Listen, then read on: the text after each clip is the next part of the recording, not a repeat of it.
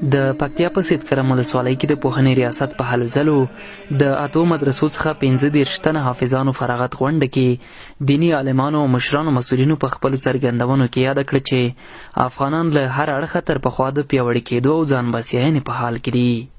داسې ګاونډیانو چې موږ یې ګوله بللو، دا تاریخ کې ګوله بللو، تاسو ته معلوم دي چې کله به موږ د هغه وخت مسؤولینو بس وکړو ټولې دروازې به یې بندې.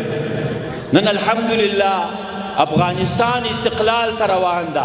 د دې وجې نه د هغوی خلکو دماغ کار نه کوي، دماغ یې کار پرېښی ده.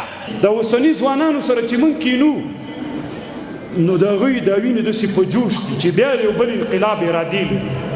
موږ یې څه په سختۍ ارامو چې داسې نه سیلونه دي، خلک مې نسي، خلک مې وړي د ګنګاو په سیند کې بیا اچولي، موږ یې ډېر په سختیو قرارو.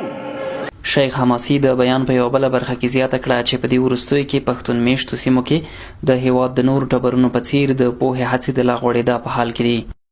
علمي تحقیقاتو ته که هغه په پوهنتون کې وي که په مدرسو کې او که په هر تعلیمي ځایونو کې وي، د علم د راسپړلو ارادې شته.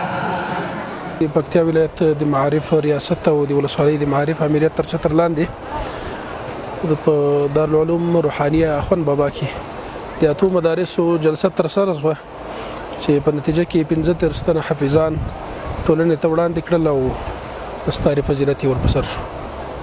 د سید کرم ولسوالۍ کې د حافظانو ترڅنګ د ناظرې ګڼ نورو زده کوونکو هم خپلې زده کړې بشپړې کړې.